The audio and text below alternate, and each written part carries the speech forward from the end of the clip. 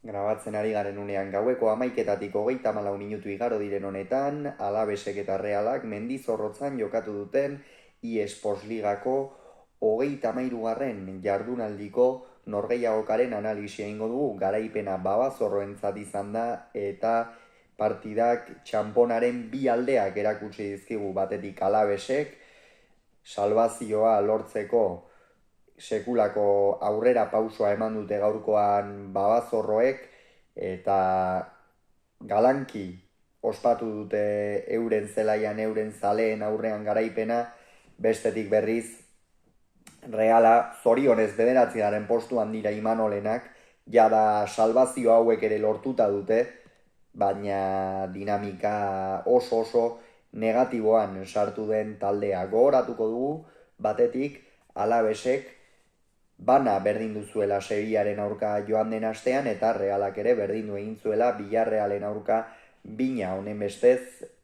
Txatxo Coudet eta Imanol Alguazil entrenatzaileek honako 11koen aldeko apustua egin dute. Batetik Alabesek 4-2-bateko sistema erabili du, Sibera izan da ATP-an, lauko lerroan atzealdean Tenagliak kapitainak jokatu du eskuin aldetik, Manu Sánchezek ezker aldetik, Mourinho eta Garcés izan dira atzealdearen erdialdean, Joan Jordan eta Antonio Blancok osatu dute Euskarri bikoitza, erdipuntan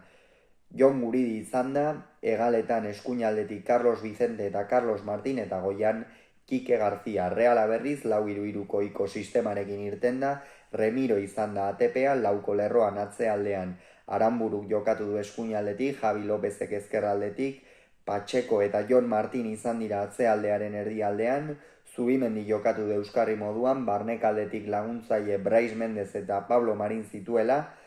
eta goian eskuin aldetik Kubo izan da, ezker aldetik Sergio Gómez eta goian kapitaina Mikel Oyarzabal. Epailea Busquets Ferrer izan da, Iglesias Villanueva izan du barrean laguntzaile, eta esango nuke Busquets Ferrerren partida gaurkoan ez dela ongi kudeatutakoa izan, ez du akats nabarmenik egin, baina bai iruditu zait batez ere lehenengo zatian zenbait falta soberan zeudela. Badakigu gainera ligan falta gehien adierazten dituen epailea dela Busquets Ferrer, eta lehen zati horretan iruditu zait zenbait falta soberan zeudela. Horrez gain txartel batzuk ere, esate baterako Carlos Vicenteri Jon Pachecorekin izandako jokaldi horretan atera dion txartela ez zait iruditu, txartela ateratzeko modukoa zenik, eta beste hainbat eta hainbat jokaldi ere izan dira. Kontua kontu, partida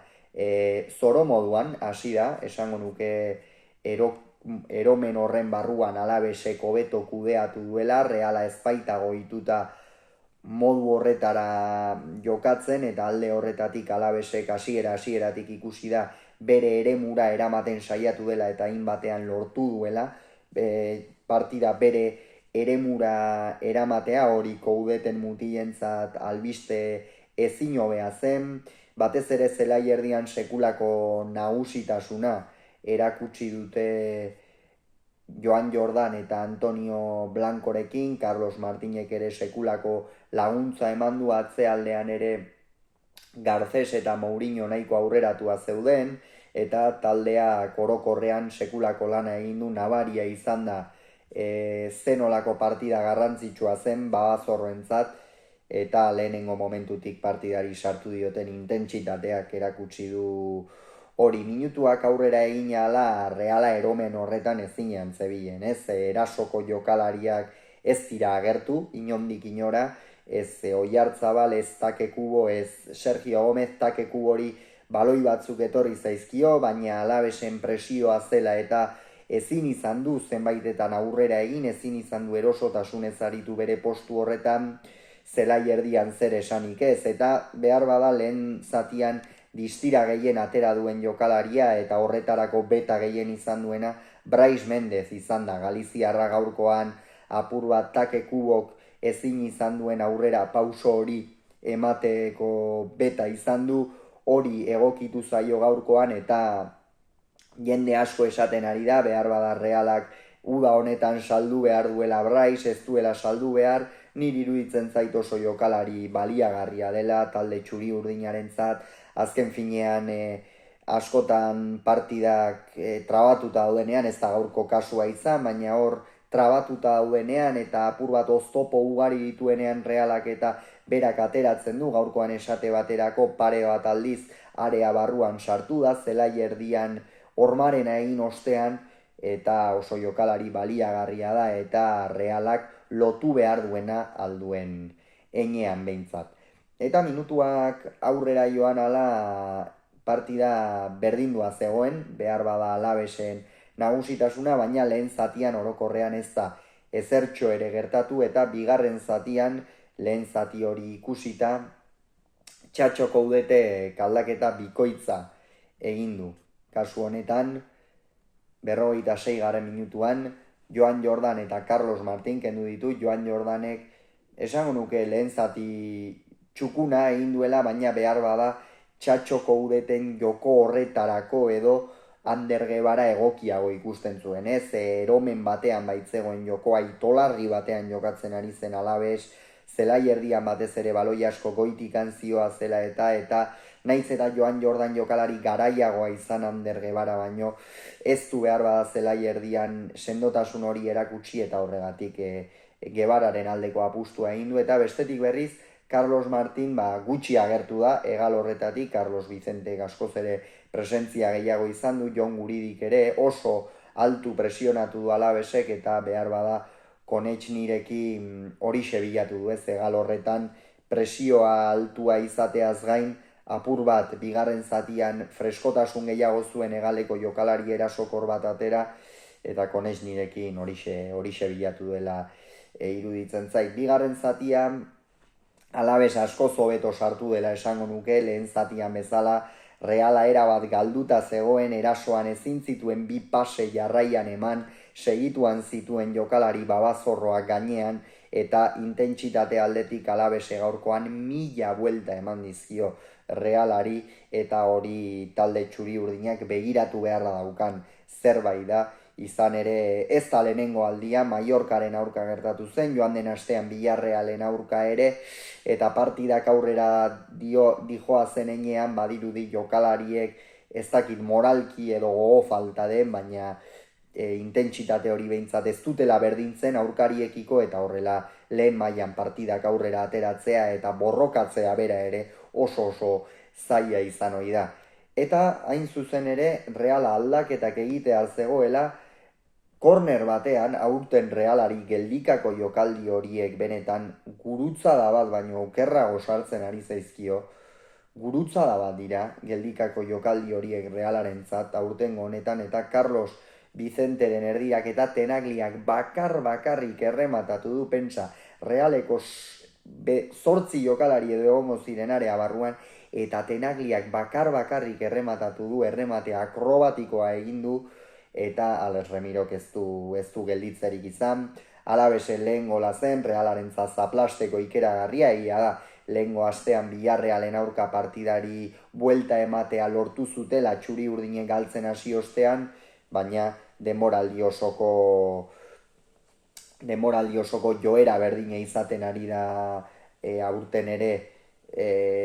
partidei ezin buelta ematea, erabat ondoratu egiten da taldea, eta gaur are gehiago ondoratu da. Gaur esango nuke Urazpian jada ondoa ezin zuela gehiago jo minutu horietatik aurrera, eta logikoki golaren ostean Imanolek aldaketa hirukoitza egin du, kasu honetan Jon Mikel Aranburu, Take Kubo eta Brais kendu ditu. Aranbururen partida txartela ikusi du hor 30. minutuan, horrek ere behar bada hortikan aurrerakoan erasan dio, orokorrean erasoan gutxi ikusi dugu, baina atzealdean bere egal hori Carlos Martinek aurrera egin ez ezan ongi defenditu du. Bestalde Take Kubo gaurkoan esan dugu oso gutxi agertu da japoniarra, ez du aukerarik izan, aurrera egiteko unean Alaveseko jokalariak denbora guztian gainean zituen, bai Manu Sánchez, bai bera jeisten zen Carlos Martín, Tenaglia, denak, eta oso partida zaila izan du, eta Brais ere kendu du, normala iruditzen zait, lesiotik itzuli berri da, joan den astean Villarrealen aurka minutu batzuk izan zituen Galiziarrak, baina gaurkoan hori 66 minutu eta esango nuke taldeko jokalaririk txukunena eta parte hartzaileena izan dela. Eta euren ordez Elustondo Oskarson eta Susi txirten dira, Elustondo eskuine galorretan kokatu da, Oskarson puntan kokatu da eta Oiartzabal beste galera bota du Imanolek eta Sergio Gomez eskuinaldera bidali, hor erasoan apur bat eskema aldaketa egin du, ziura eski Sergio Gomezek erdiraketak egiteko eta Oskarsonek errematatzeko fedean, baina ez da ongi irten eta Susitxe ere desagertuta ibili da, ez da agertu partida osoan zehar eta Reala benetan esan dugu oso eskas eta goletik aurrera are eskasago. 71. minutuan beste aldaketa bat egin du Alabesek, Guridik kendu du Protesoni ateratzeko, jada Alabes irabazten ari zen, tentuz jokatzea ezinbestekoa zen Koudeten taldearentzat, asko zeukaten jokoan, eta horregatik Jon Guridi kendu eta Protesoni atera du apur bat bai Mourinhori eta bai Antonio Blancori askoz ere, markatu ez bai Antonio Blancori eta bai zelai erdiko horri askoz ere sendotasun gehiago emango zion jokalari bat, inolako zalantzari gabe. Eta intentsitatean igo egin du, esango nuke intentsitatea igo egin duela hor Alabesek, eta horrera bat Reala ezinean ibili da, esan dugun bezala, eta 76. minutuan atera egin ditu beste pare bat aldaketa Imanolek, kasu honetan Mari Ezkurrena eta Pablo Marin eta Sergio Gomez kendu ditu eta Mari Ezkurrena eta Beker atera. Pablo Marinek gaurkoan ez du asko agertzerik izan, esan dugu Realarentzat oso partida trabatua izan dela, baloi batzuetan saiatu da area ertza bilatzen eta jaurtitzen, baina orokorrean ez du joko erosoa egiterik izan eta benetan azteko partida Marinena ere, eta Sergio Gomezek beste horren beste. Ezkerralde horretatik saiatu da, jokaldiren bat edo beste egiten, tarteka barnekaldera ere sartzen zen, zerbait gehiago atera zezaken taldearentzat, baina ez du lortu eta Mari Ezkurrena eta Beker atera dira, haueia da erabat erasora jota, Mari Ezkurrena ezkerralde horretan kokatu du, Xeraldo Beker ezkerralde horretan kokatu du Sergio Gomezen lekuan eta Mari Ezkurrenako erdi punta, baina erabat erasora joaz jokatu du, baina hala ere ez du funtzionatu bi hauen sarrerak eta 78. minutuan Kike García kendu du Toni Martinez ateratzeko, jada hor Alabesek ez zeukan esango du goiko erreferentzia nagusi hori, Toni Martinez kokatu da hor, Kike Garziak lan neka ezin egin du, partida osoan zehar alde batera bestera Realeko atzealdeari sekulako burua usteak eman dizkio eta beste behin partida ikeragarria atera du Murtziakoak. Eta aldaketekin ez du funtzionatu Realak, intentsitatea Alabesek berdin jarraitu du eta Realak ez du hori berdintzerik izan. Eta nik esango nuke hor egon dela gaurkoan arazo nagusia, intentsitatean, azken partidetan ere hori gertatzen ari da, Imanolek eta taldeak konpondu beharra daukaten zerbait da, jada ez baita Europan ez sartzea bakarrik, baizik eta Europan nola etzaren sartzen ezin diozulako beste taldeari intentsitatean berdindu, eta nik esango nuke alde horretatik Imanolek sekulako haserrea izango duela gaurkoan, 4 garrasi botako dituela aldagelan, eta ea horrela aurrengo partidan, kasu honetan derbian, Realak irudi hobea emateri daukan. Esan bezala, Alabesek bat Realak utz Mendizorrotzan, eta ez dugu esan, baina Alabes une honetan jaitsiera postuetatik irten da, 34 punturekin 2 puntura dauka jaitsiera, 2 puntura ditu jaitsiera postuak, eta Reala 9. kokatu da, 2 puntura ditu kasu honetan konferentzeko postuak. Hauxe beraz esan beharrekoa, agur!